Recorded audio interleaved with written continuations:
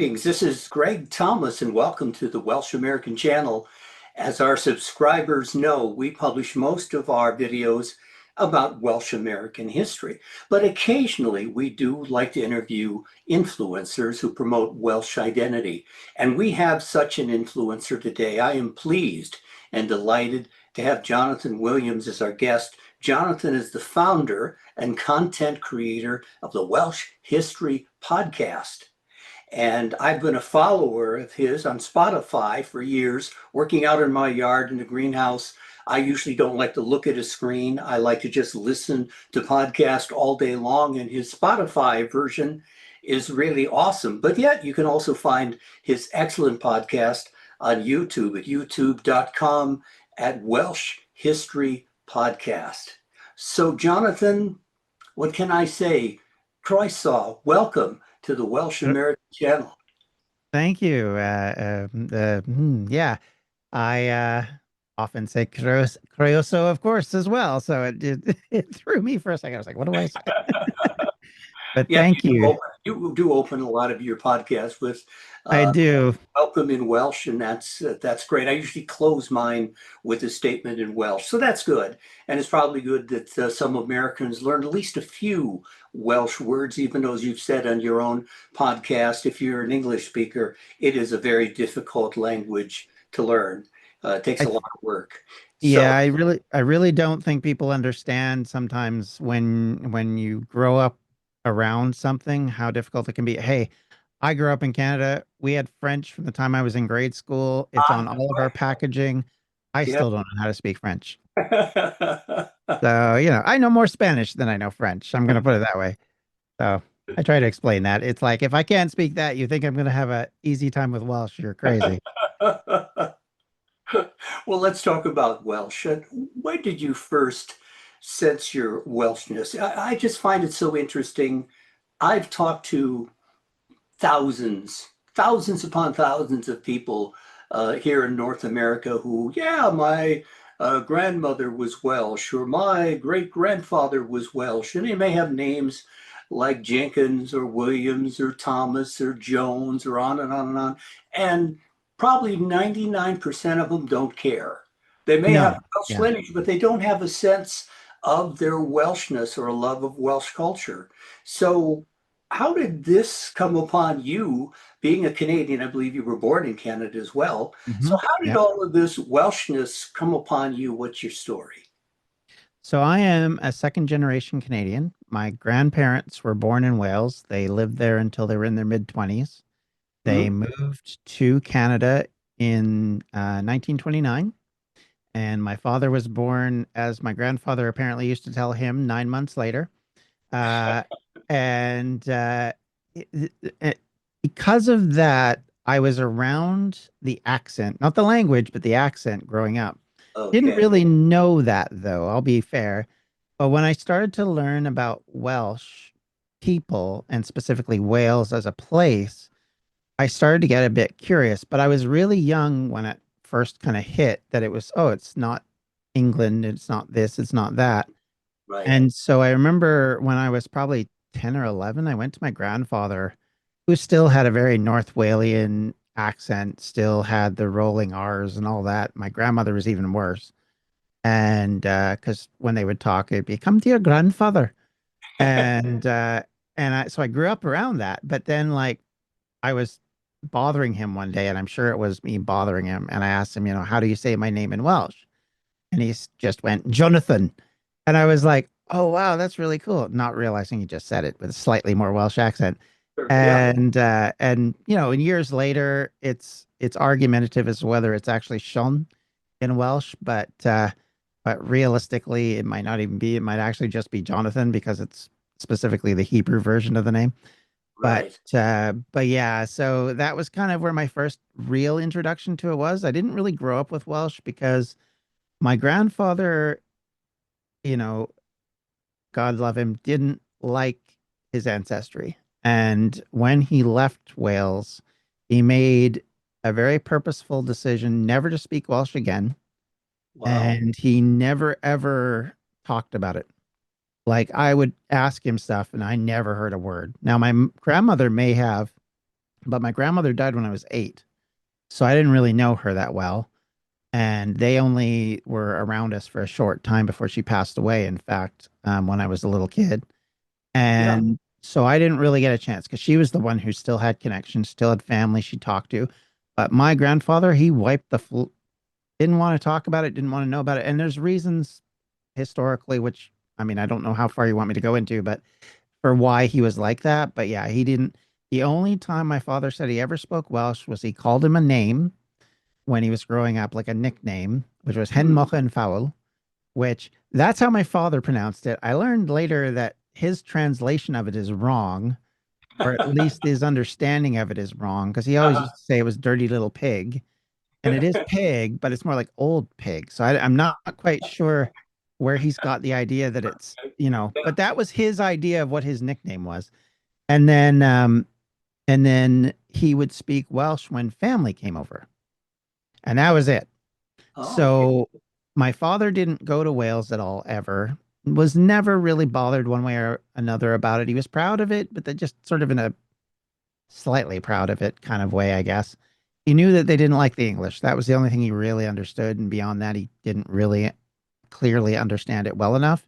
Hmm. So neither of them gave enough of a care that I ever, like, I didn't know a single word in Welsh until I was 16 Okay. and didn't have any clue. So what ended up happening is my mother was doing family history. I started to look at the family history she was doing, saw all the weird words, and started to question why are these words being used here? What is all this? And that was sort of the trigger. And Yeah. then when I was living in Toronto as a teenager, I used to go, they had a reference library, and that's where I was introduced to the Welsh language. I was introduced to Welsh history and started to get into it because of that. That literally was it. And up until then, I didn't know anything about it. Much like you said, a lot of people have come over. And to be fair, I think this is a common experience for a lot of people. They just don't talk about it. Like my mother's parents and ancestors didn't really speak about where they'd come from. So it just was that way. Like most of it you kind of find out through family stories, but even at that, my grandparents did not talk about anything to do with family history, so I knew very, very little of it. And it's only been going back through it. I ended up living in Britain for a while. Sorry, I'm tangenting here as I often do, but a- Okay. and the when I was there, I went up and met some of my cousins and my aunt, and in talking to them, I learned more about my family in Wales than I did before Right. that because they Right. actually knew about it. They talked about it. Because the only thing I knew is when my great grandfather passed away, my father and my grandmother went back to Wales for the funeral. Oh. And that was the only thing I knew before that. And I ended up finding a passenger list where it actually had them going over because the other side to that is that they talked about it like my dad had been there for a year or two because this Hmm. is in the 30s, so you only got over there by passenger ship. So there was kind of this idea that he must have been there a while, but he wasn't. He was there like less than 4 months, I think. But the way they talked about it was like, oh, it was a long time. He spoke Welsh when he got back, blah, blah, blah, blah. And it's like, actually, he was there a couple months. So maybe not so much. Yeah. But my aunt talked about when he was there and him running around and blah, blah, blah. Now she's my great aunt, I should say. But yeah, it was an interesting education into the Welsh side of my family because up until then I really didn't know much about it. And that is, I mean, Hmm. that was what triggered a lot of my interest in Wales. And I think it's kind of ironic from my grandfather's probably point of view, if he really knew that I'd end up going back and living there and still hold Sure. an affinity to the place that he kind of wiped his feet off of. Yeah. So, you know. My personal story is even a little bit more bizarre. So my grandfather, Thomas, middle name was John, came to the United States in 1897, left Treorchy, which is in South Wales, a coal mining village, real tough area of Wales. Mhm. And he passed before I was even born, so I never even met the man. And to complicate it Mhm. even further, my parents were divorced when I was a young child, and Oh, so I wow. was cut off from my father's side of the family. So I really have had no Welsh connection as far as father, grandfather, going further back. And yet, in spite of all that, I have always, since I was a small child, had a deep love of Wales. and a profound sense of Welshness, even Mm, though I can't put my finger exactly on what experience or individual sparked that desire within me. So, yeah. some people are just attracted to the history and the love of Welsh culture and Welsh people. And you're one, and I'm one, and that's Yep. why we're here on this broadcast this evening. I know that you are a Canadian, but yet Mm, you have lived in Wales. If I recall correctly from one of your podcasts, it was around 1999. Could you tell us a little bit why you relocated to Wales and what some of your experiences were there? sure. So yeah, it was 1999 was the first time. I've actually been over there twice. And in 1999, in where I was living at the time, which actually is the place I'm living in currently, which is Edmonton, Alberta, Canada. Okay. The economy was pretty poor at the time, and employment was really bad, and so I wasn't very happy.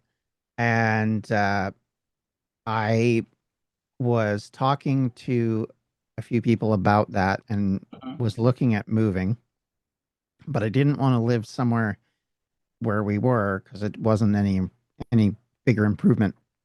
Okay. So so I started to kind of look overseas and all of that, and what triggered it is the fact. So if you are a Commonwealth citizen, this is a very specific visa you have access to, which is called a an ancestry visa.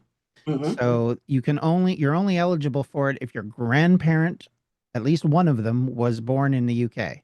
Ah, okay. So you can go over.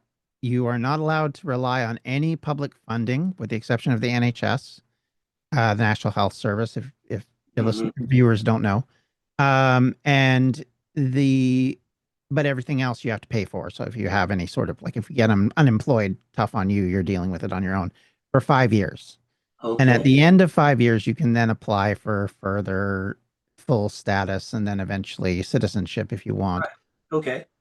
So I went over with that in mind, and I went over first. My wife at the time, well, my still wife, and our two kids stayed back in Canada, and then I went over first to get a job. And then once I got a job, they joined me, but it was several months later. And it was kind of inverse of what my family did, in fact, in a way. Hmm. And so they joined me at the end of 1999, and we were living in Bristol, but we found a rental in Cardiff, which was really inexpensive. And so we moved up there, and that was where I wanted to be anyway, because I didn't want to be in England. I wanted to be in Wales. So that was, and then within like a week or two after that, I got my job that I had for the rest of the time I was there. So yeah, so I lived in Cardiff for basically 4 years, and on that visa. And then as the visa was expiring at the time, my wife and I made the decision to move back for various reasons, not least of which the fact that we'd had child number three, but child number three turned into three and four. Uh, Okay. and all of a sudden everything got very small in Britain. And so we thought about moving back, and we had a long conversation about it. And so then we ended up moving back rather than extending our stay or going, and for a lot of reasons moved back to Canada. And then there was a point where I went back for 6 months to try again, but that was at a bad point in time in British employment. So it was the Okay. inverse of what I went through in Alberta. And so I've been in Alberta ever since. And then the uh, coming up soon, I've just actually got my visa back. So I'm thinking of heading back to Wales before the end of the year. So we'll see what that leads to, but that's kind of the plan at the minute. Yeah, well, great. Actually, I will be in October. I will be in Llandudno for Ah, 14 days with my wife. We were actually there nice. a couple of years ago. Yeah, it's a beautiful seaside resort in North Wales. So we're looking forward Mm. to that. So, as a Canadian, what was your first impressions of Wales, and how would you compare the standard of living in Cardiff with what your experience was in Canada? The way I would describe it pretty frequently, because it's hard to explain to people from North America because they look at it from North American standards. Right. You sort of have to picture it. So when you talk about living expenses or like Hmm. your day to day, right, it's going to seem worse than it is because earning money in pounds is different than earning money in dollars. Sure. And so people are like going 1 to 1, and you're like, no, no, no, think double, especially in Canadian dollars. So it's like, oh, that salary's actually not bad. So for us, in that era, especially, it was good. The only problem we really ran into there is once you start to have over two kids, it becomes quite a difficult process, because there isn't really a lot made for families that, at least at that time, that had more than two children, from Okay. busing to all sorts of different things to, family activities. A family pass was only two kids, which nowadays would be more common, but back then, that, at least for us, that was much more awkward. Right. And that was a big difference. I think the biggest thing for me, it's never the things that you think it's going to be. When you go overseas and your experience is what it is, all the usual things stick out initially, right? For the first couple of months, you're like, oh my gosh, trying to get used to the time, trying to get used to the fact that it's not 911, it's 999, it's blah blah blah blah blah. All these different little things that you kind of notice the first minute, right? From the minute you get change in your hand to everything Mm, else, right? right. But what really stood out to me was later when you're sitting there and you're thinking, gosh, I would just like some peanut butter. Or gosh, I would just like this, like sour cream. They don't know what that is. And it comes in very small yogurt sized cups and blah, blah. So, like making a taco, for example, was very awkward because you couldn't find easy stuff. You had to go to like the US shop to find Mhm, stuff. And of course, my favorite thing with Britain, and I used to make fun of it all the time, is the idea of American style, mhm, because everything over there, if they want to label it as American, it's American style soda or American style this and donuts and that. And I'm like, these are the least American style anything I've ever seen. But so it's kind of that way. So you kind of adapt and you learn, there's little things that stick out really quite a lot when you think about it. And I always talk to my kids about it after the fact because some of them were never living there, so they don't know. And I'm trying to explain. But, Wales is a whole different. The biggest thing I would say about the people as opposed to the items is that the people are so much more open and friendly than the people I live around now. mm, That's not a criticism of Canadians, but it's just the fact that generally, I think, in part because of the weather, we're a little more closed, we're a little bit more standoffish. And I know a lot of people who come to Canada would argue the opposite, but I think we're different with strangers than we are with our friends and neighbors, right? right. And in Wales, you could walk on a bus, and the minute they heard your accent, it was 15 questions about where you come from, what are you doing here, blah, blah, blah, blah, yeah.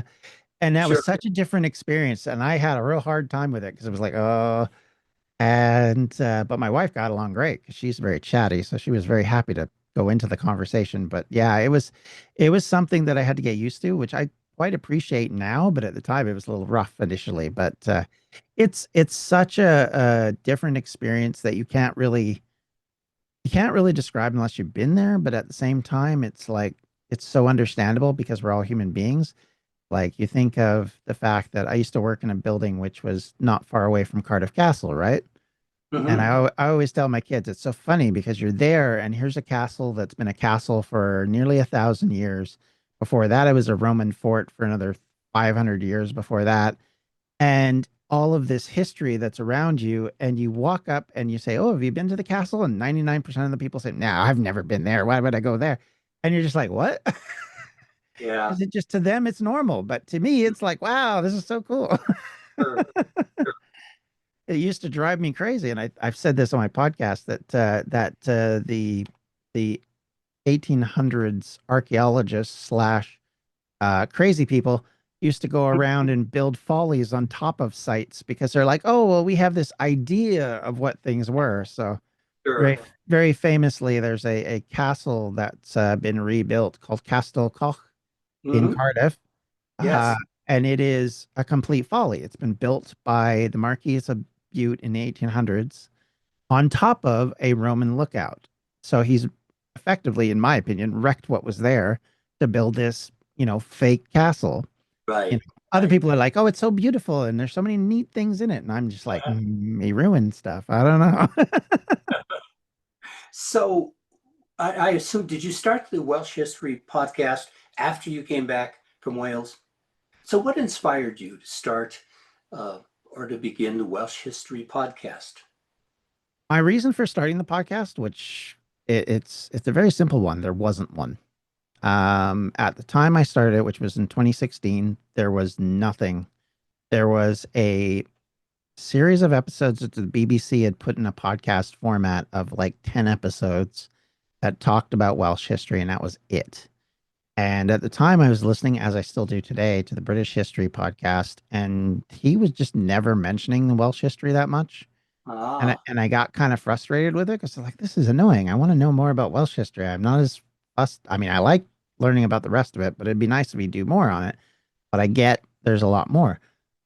Not understanding fully that part of the reason why I wasn't doing more was because there just wasn't more, but I found that out later. Um, and so I started to kind of look into it and I started asking people I knew because one of the things I did was I was on a group on Facebook which does talk about history podcasts, and they're both fans and podcasters, so they'll advertise and do all sorts of different things and just talk about generally, oh, so and so's put out a new podcast, and everybody gets excited. Like Mike Duncan is very popular on mm, that feed, so everybody gets very excited whenever he puts out a new podcast. And so I was talking to some of them, and I said, "Man, I would really like a Welsh history podcast." They're like, "Well, why don't you start one?"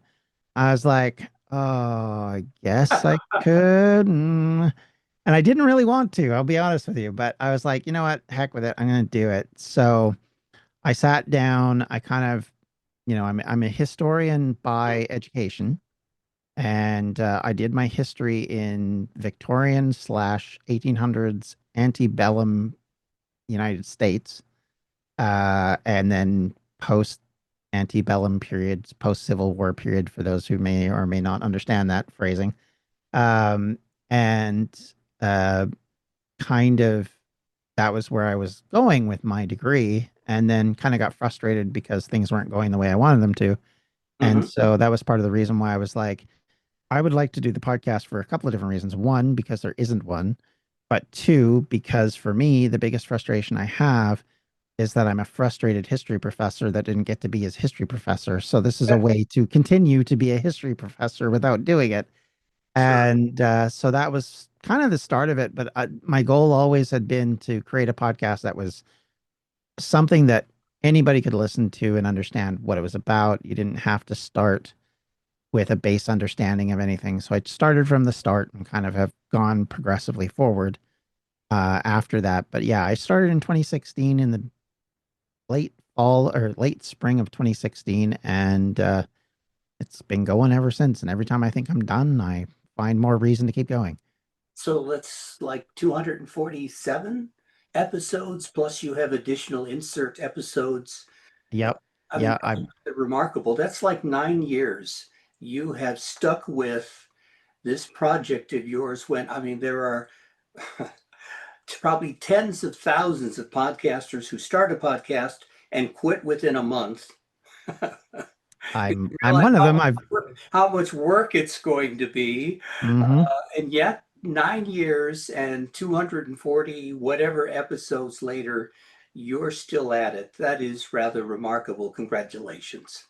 Thank you. It's been a bit surprising. I will be honest. I will say this, that I think if it was, so I've been on other podcasts, I've started other podcasts, so I've been involved with the different ones, and I think if it had kind of hit that way, I Yeah. don't think I would have kept going. I would have been like everybody else and just quit because I've been like, okay, that's enough of that. Hmm. But almost immediately, like within 2 months of starting it, I found out I had a group of people that were listening. And then it grew and it grew and it grew and it grew and it grew. And now over that, now I don't know where the numbers are currently, but I know last year or the year, maybe it was almost a year before, we passed 500,000 downloads. Wow. And yeah, so I mean it's just exploded in a way I never imagined when I started it. And like nothing else I've ever done before with this. So it's been very, very, I almost feel a bit bad about considering stopping. Because I'm like, no, there's still more stuff I could cover. There's more things I can do. So I think there's still something here I can work from. But I am still trying to, like most recently, and one of the other episodes you're talking about is I restarted and went back and I started from the Iron Age basically because I was like, okay, I listened to the podcasts that I did at the beginning. I didn't love them. Okay. It's not that they're bad. If you listen to them, it's fine. But I wanted to do more with it because I was doing it sort of on the fly without my research understanding that I have now, and without, and there was a lot of things that had changed over the last 8, 9 years. And so I thought, well, I'll do a series just on this. I won't make it a long-term series, but it's a little 10 episode series. So if you want to dive back in with a lot more context and a lot more understanding of what's going on, bam, there you go. And then I'm starting soon a Roman Britain podcast, which will be sort of the similar idea. It will go back in depth on that. Yeah. Yeah. So that's kind of it. Those are kind of the things where it's like, this is a bugaboo of mine. I want to go back into it. I'm trying to avoid getting really deep into some of the stuff that I would probably love to do more of until I'm in Britain, because I Sure. feel like I can't do a good enough job of it here. One of the things that's most difficult to explain is it's really, really hard and expensive to get research from Britain, and especially Welsh research. And I don't speak Welsh. So if I'm trying to read something from like the 1300s, it's all written in Old Welsh, that ain't going to fly. Right. But I don't have, four people around me who all speak Welsh that can read it and tell me what it says. Mhm. So that's one of the reasons why I want to go back, is to spend more time on that and to actually put in a better effort on some of it, because that's a concern of mine. Also, from the aspect of I'd like to do more documentary style videos. Mhm. And so that's something I've been excited to do, that kind of thing. So for me, that's been a big part of the reason why I wanted to go back and revisit stuff. And for originally, when I started the podcast, to be perfectly frank, I was going to end at the end of Independence. Oh, Um, yeah, okay. yeah. Originally, that was the goal, just to get to the end of Independence, because I was burned out and I was going, oh my goodness, I need to stop. And I took a summer off, which you won't notice if you're listening to it with it, before, after Oh, COVID. But before COVID, in 2019, I did take a break for the summer just because I was so stressed out because I was doing a bunch of stuff at the time. I was right. live streaming, doing another thing. I was doing another podcast and and it was just all building, and I'd had enough. And so I took a summer off to just kind of recharge, and came back and went, nope, we're gonna keep going. So, because like for me, initially I kind of thought the end of Independence is a good break point, or I could end it at the end of Owen Glyndŵr, which is again another period of independence. I Right. thought those would be two good cutoff points because I wasn't sure what I was going to do with it once I got there. Mhm. And then I started to think about it, and the more I thought about it, the more, like I say, as listenership went up, I kind of said, okay, I think this is worth continuing because there's not enough coverage. And of course, that's changed over time. Now there's Sure. a lot more websites and videos and various other things that are out there that if people wanted to go and listen to or watch, they can definitely do that. But when you're the only voice in the wilderness for such a long time, it's like, well, if I stop, what happens? And I've been reached out to in the past by schools in Britain, who, especially some in Wales, who've talked Yeah. about that they use the podcast. So I'm like, okay, well, that's not making me feel very nervous. Uh, you know, Sure. and there's loads of people that have picked it up during the pandemic, which also kind of reinforced, Sure. because I had loads of people reach out and say, "Oh, I've been binging your episodes," and they're like, "Oh, I was at like episode 5, now I'm at episode 100." I'm like, "Oh my gosh!" Wow. So, So, what's the hardest part of being a content creator? Where's the what's the biggest struggle? Is it research, editing, just writing? What is the most difficult part for you? um, it depends on the day. Editing is not so bad now because I've got a rhythm of how I do it. Like I Mhm. used to make a lot more not more effort, but it was a lot more awkward to do because I was Right. constantly editing out stuff. One of the biggest things I was able to do is get a microphone and a setup that I can nix Mhm. a lot of things that used to bother me about my voice Yeah. and kind of make it sound better. And like if you listen to the earlier stuff versus the later stuff, there's a big difference in quality. And that's in part because of the changing setup. Right. And as well, it made the editing a lot easier. The other thing is now is I generally, my process is to go in, I record the whole thing because it's a video edit. I can't really go in and when I used to do just audio format, I would actually edit while I was doing it. So I would read, and if I Wow. fumbled, I would actually just cut that and go back and start again Ah, from the point I fumbled at yeah. and then Okay. keep going because I was like, well, this will just make it easier because it'll be edited right as I'm doing it. So it'll be done, right? But what I was missing was there was stuff I wasn't hearing or seeing at the time that I would make mistakes on and catch later. But by then it was too late because it was already published. But so doing the video format actually has made it a bit better because I have to go back in and watch the whole thing again. But of course, Sure. it Right. doubles the length of time that you're doing it because for every minute of recording, it's usually at least double and sometimes triple or quadruple, depending on the episode that you're editing. So that part is, it's an inconvenience. It's the part that's most difficult to do. Mhm. Uh, but for me, the longest chore really has always been the research and the writing. And I put them hand in hand because you can't really do one without the other. Mhm. And the reality of it is it's gotten easier in the last few years than it has been for a very long time because previously I was very restricted on sourcing Mhm. and trying to get enough sources, like typically without going too deep in the weeds if I'm talking about a specific subject, let's say the tutors, for example, right? This is a bad example, but it is an example. Okay. Um, I would get like two or three books, right? I would have one that was sort of the main discussion. It was an overview type thing. It would be it would go from the beginning of Henry VII to the end of Elizabeth I, and it would talk about all the high points, right? And then you Mhm. would get a couple of books that would be a little bit more in depth. Might be one that just talks about the women of the Tudors and their life. Another book that might be the early life of Henry VII and his trials before he becomes king.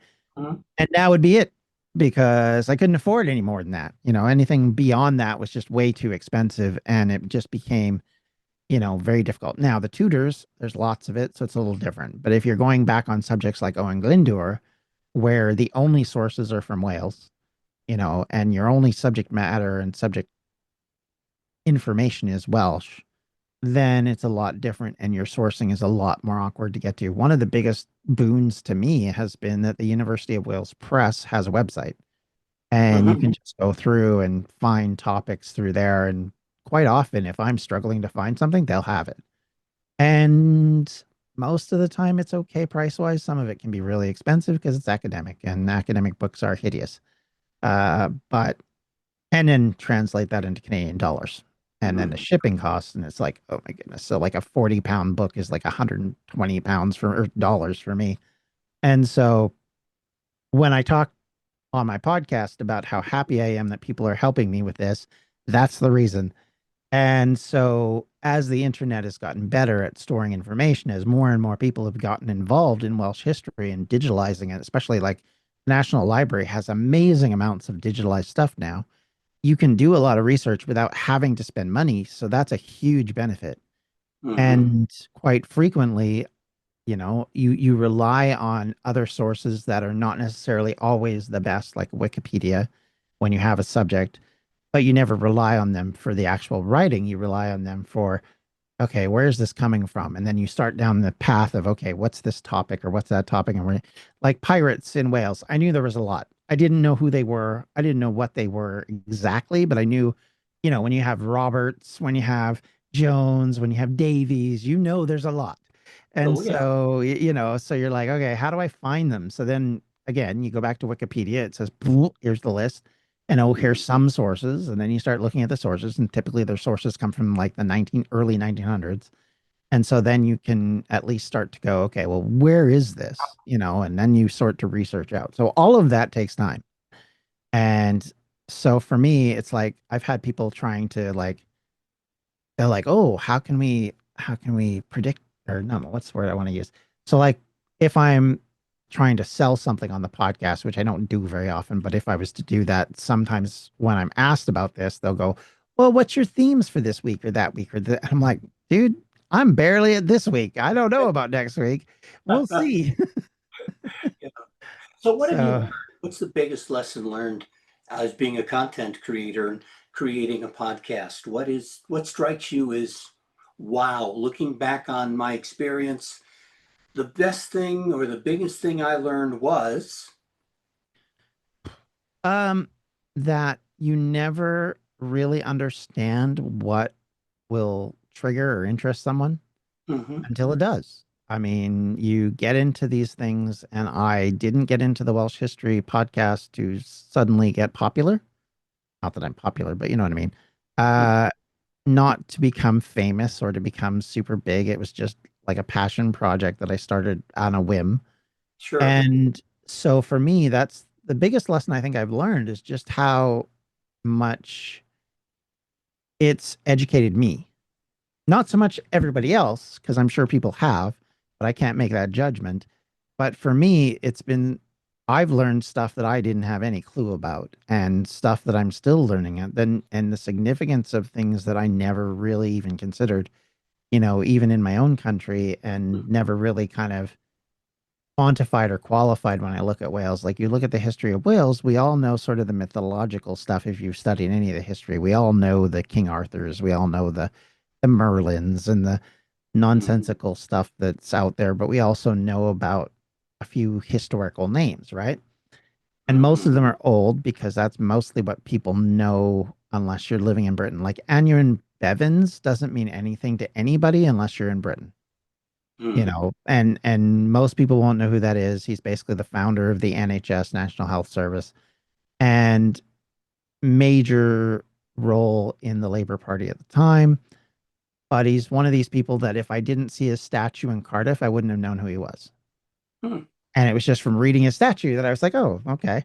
And then just went on my way. And then later on, the name kept cropping up. And I'm like, oh, okay. I haven't covered him in the podcast yet. He will probably get his own dedicated episode just to him, possibly more. And so those are the kind of things where it's like, these are things that I didn't really think about or look at or consider. Like, I didn't really, like, when I wasn't thinking of ever going farther than the 1500s.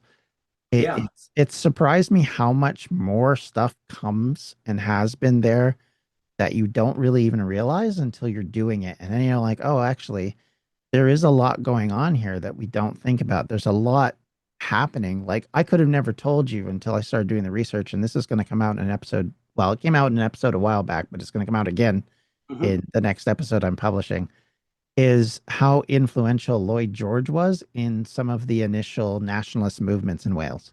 Sure. And that's just not a name I would have associated with it because I only ever associated him with World War One before that, right? Because that's all I ever really heard about him. And now all of a sudden I'm like, oh no, he was actually a big youth movement guy in the politics of Wales at a time when Wales was starting to see a lot of nationalism cropping up for the first time in probably 200 years, maybe. And it's not the part that most people know because all they really know is, oh, he was the Prime Minister of Britain. And yes, but then there's all this other stuff. hmm And it's really, really interesting and fascinating. And it's kind of the other thing is I actually learned if I was to point out to one thing that personally meant something to me, it's actually that I learned why my grandfather hates whales so much. Because uh, so I wasn't going to go into this, but I think I should mhm. because I think I should Okay. give some context. Sure. So my grandfather's father owned a pub in North Wales. And at some point in the pub, there was an argument between him and another gentleman. They fought. My great grandfather was killed in the fight. Yeah. Wow. Yeah. And so my great grandmother had a bunch of small children and no income. Mm, So I don't know how all of it occurred, but effectively what ends up happening is she ended up in one of the workhouses, which, if you don't know what that is, it's not a great place. It's basically social housing in a Victorian style. Think Ebenezer Scrooge, and you kind of got a good idea what they are. And she was in Pwllheli, and the workhouse there was so notorious it actually made a re, there was a report done on it in 1911 that made it into the parliament because of how bad it was. wow. And my grandfather, who was just a young boy when they went in there, him and his brother effectively what ends up happening when they go in there at the time, the mentality of the day was, well, it's your fault you're poor, Hmm. right? And Yeah. so they're like, we can't have this filthy poor attitude going on to the young children. So they split you from your children, and then they farm the children out to learn how to work. And so my grandfather was sent on to a farm where he worked, and as it turned out, eventually met his wife, my grandmother. And but yeah, and he was separated away from his family because of it.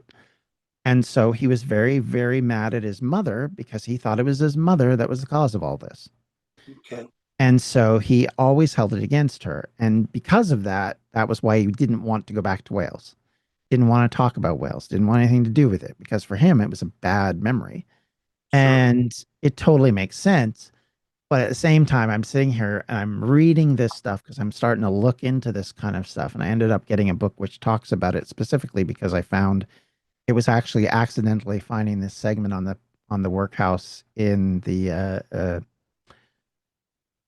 we call it Hansard. I'm not sure if that's what they call it there, but basically the reports from the Parliament talking about it and how bad it was and how notorious it was in the area. And I'm like, yeah, that then makes a lot of sense. That basically they didn't care.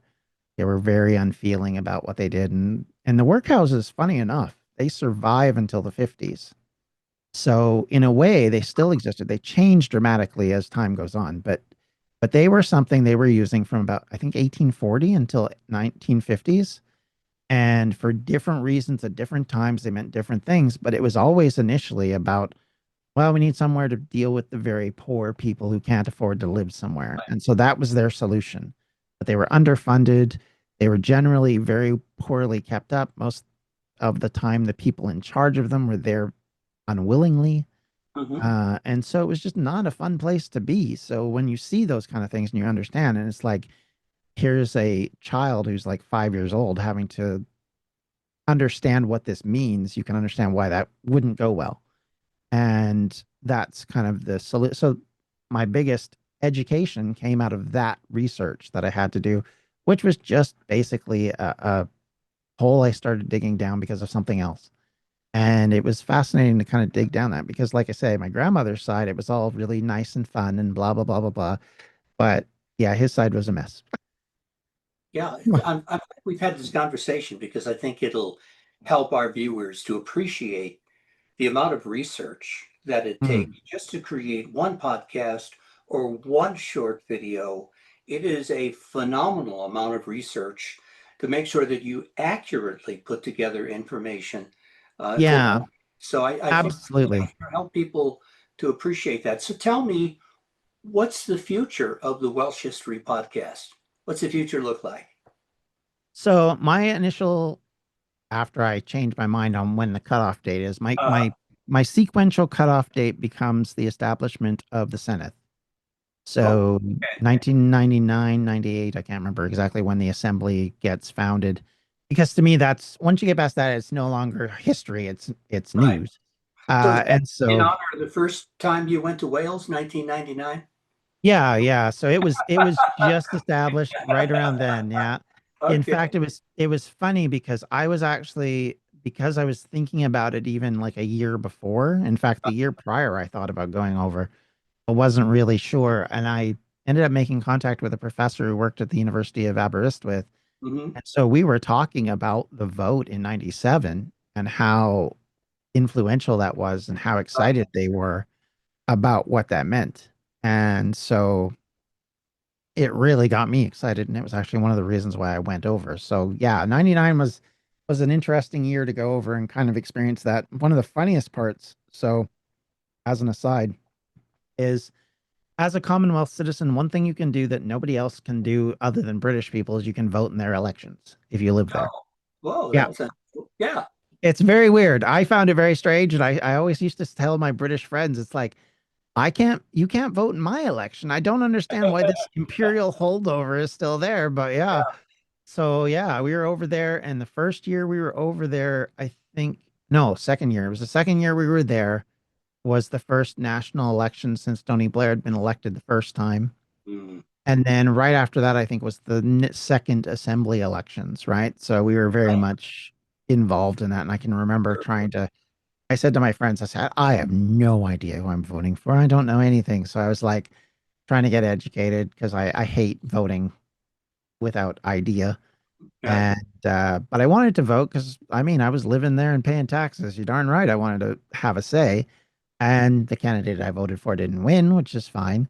But it was interesting and quite educational and very different than my experience both in the United States and Canada. Because even though Canada has a very similar system, Hmm. the way elections are run are so different. It's hard to explain how different they are, and it was very interesting to kind of see that side of it. So for me, that was very cool. And yeah, being around for that early days stuff, I never realized how it would go. And I actually I've said this on my podcast. I actually really appreciate the fact that they call it the Senate rather than the Assembly. I know Hmm. that in English they'll say Welsh Parliament, but nobody calls it that typically. I always hear Senate, which Yeah. to me is it sounds better. Hmm.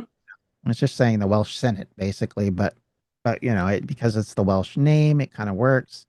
It's what it was called during Owen Glyndwr's time, and I always have a soft spot for Owen Glyndwr, so that Hmm. for me is going to be another reason. In fact, named one of my kids after him. So yeah, Oh, okay. Yeah, it sounds a lot more authoritative than assembly. yeah, yeah. Assembly always sounded like we have an assembly here in where I live, and it always sounds like a subnational thing. And Right. Wales is very proud of saying they're a nation, not a Sure. subnation, Right. a state or a province. And, as someone coming from Canada who been near the United States and followed it quite frequently, I used to snicker under my hand sometimes and say, well, you're not really a nation, but I don't want to go there. But over the years, I've come to appreciate what they mean by that, and I think having it being called the Senate, even the Parliament, I think it's better. It's more like what it is because it's not supposed to be subservient. It's supposed to be co-equal, and they were Right. subservient from the beginning, and it was just like, oh, great. So basically, we're just back to where we were before, just slightly better. And I think it always rubbed in most Welsh people that Scotland got the better deal, and Hmm. they weren't very happy about it. So that's always been the push-pull of the situation. So getting to this point where they've got a differently named building and everything, and everything's kind of their own and their own method of doing things, I think makes a massive difference on what people view it. And I appreciate that as well. Yeah. Any idea of how long it may take you to get from where you are today to concluding with the establishment of the Senate? My wife, I'll put it this way, my wife bought me a World War II book for Wales, right? And Hmm. she's like, "Oh, I can't wait for you to do that." Because she doesn't listen to the podcast. She's just excited about that section because Yeah. she bought the book. And I'm like, yeah, maybe in about 3 years, maybe I might get there by then. Uh, we're in 1880, 1890 right now. I'm going into World War One. That's going to take at least a year. I assume the interlude between World War One and World War Two is going to be another year, and then World War Two is going to be a year unto itself because there's so much to talk about in all of those cases. So 5 years, maybe six, maybe seven. I don't know. It Yeah. really depends on kind of where I want to go with it because one of the biggest things I found is you never know where you're going to dawdle off to. Hmm. Like when I wanted to do, so going back to your own podcast Yes. slash series, Hmm. I wanted to do something on the establishment of Welsh people in the United States, Canada, Australia, Right. and of course Argentina. But I wasn't sure how long it was going to be, whether it was going to be one episode for all of it, or, and I started to do that and I was like, no, this can't be the way it works. There's just too much information. And things happen so differently because, of course, the settlement of Welsh people into Canada and the United States happens way before it does into Argentina and Australia. Yes. So you kind of have to feature them when they're happening. So that's kind of where I kind of focused it. Of course, the Americans come first in Pennsylvania with the eventual moving of people after the Revolutionary War into Canada. That then creates a whole different set of people. Hmm. The difference is in Canada is it's never been the same. Like this is something I try and explain to people. It's like there's not an ethnic pocket of Welsh people the way there is in other places for other people. Like The Scottish moved into the eastern part of Canada, and even today there's a province called Nova Scotia, New Right. Scotland, Sure. and they still have the Highland Games there, and Gaelic's taught in some of it as a language. You know, none of that happened with Welsh. So Hmm. like the Irish are foundational in Boston in that area and in Chicago and all these other cities. We have them here too, and especially in Newfoundland. But yeah, Wales didn't do that. Most Welsh people were basically just a part of the ensemble of people that moved there from Great Britain.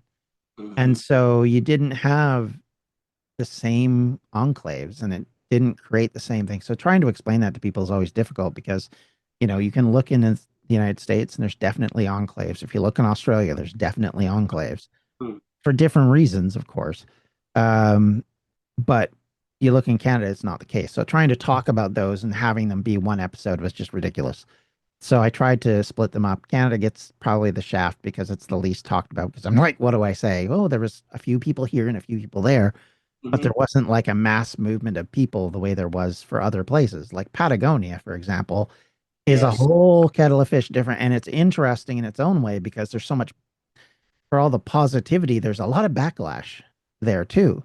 Yes. And there's a lot of discussion about that comes out, which I think a lot of people are very blind to, um, until you start to look into it and you're like, oh, actually, there is some conflict here. It's not all just, oh, look at the Welsh people that moved here, aren't they great? No, no, no. There's a big indigenous issue that comes out that I didn't know about going into that. So that was interesting. And I mean, of course, the I think the biggest thing that's helped the podcast was COVID Hmm.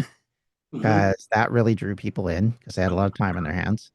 Right. And then I think Welcome to Wrexham has been incredibly helpful as well because people are suddenly interested, and they're not all going, "Oh, it's the fish," which I heard so frequently before, right? So for me, that's been the big parts of it. And as far as when a cutoff point will be, it'll be when it is. I've often said to people, I said I might get to the point where I reach that National Assembly foundation and then go back and cover stuff, much like this Roman Britain business Hmm. and just revisit stuff that I'm not happy or just didn't get covered enough, or maybe there was a section I didn't know well enough and couldn't Right. go into in depth the way I Sure. can now. So all of that means it could be evergreen. I don't think it will be, but I mean, I've always said one of my end goals with this series is to write a book out of it. Hey. And Yeah. that's what I really would like to do in the end, and that's kind of the end goal. But we'll see. Good. Yeah. Before we conclude today, anything that's on your mind that you would like to share with us about Wales or your Welshness or your future with Welsh history, anything that we have not covered yet? The guys from Trigonometry always have the same question at the end of their podcast, and it's something like, what should we have talked about today that we didn't? Hmm. So I guess I have the same question for you. Well, I think if people are watching this episode and they're probably interested in Welsh history or Welsh culture, Hmm. so I think that's a good start. I think that's always a great start. And don't get caught up in the.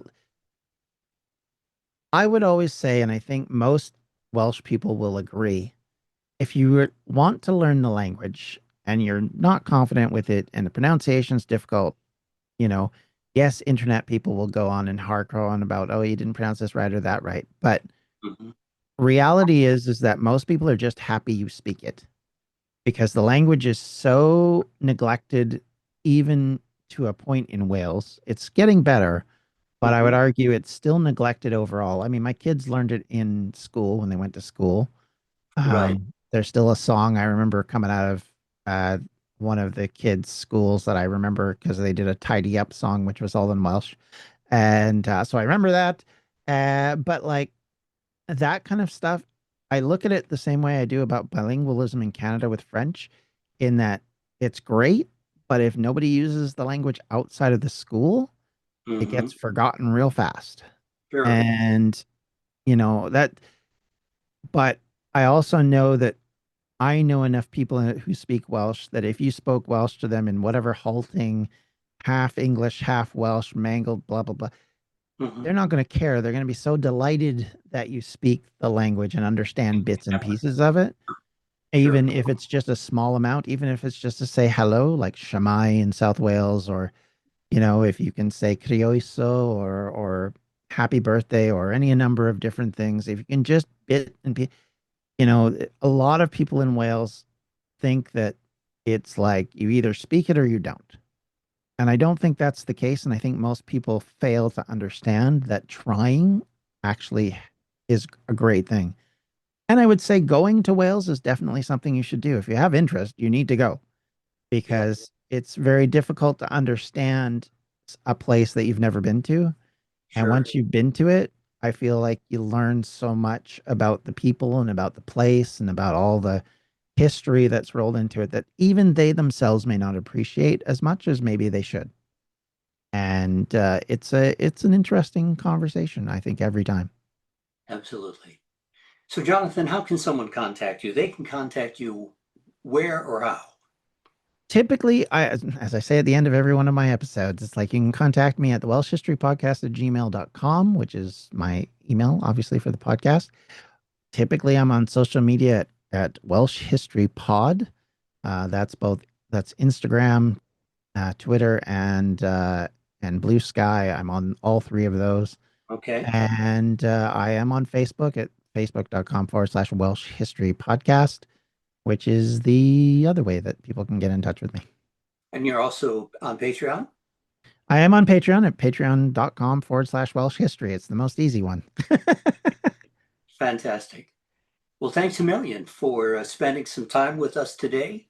And for those of you watching, don't forget to subscribe to our channel or give us a like if you like this kind of information today. If you'd like more podcasts with individuals just like Jonathan, or if you would like to hear more videos on Welsh American history, we are chronologically going through the history. I am only up to about the American Revolution. So there's a lot more incredible history to come, but step by step, we're moving forward and going to get there. And if you have an individual you would like me to specifically focus on, let us know in the comments below. So Jonathan, thanks a million for your time today. And for our viewers, thank you so much for watching. Hoyle and Nauer, bye for now.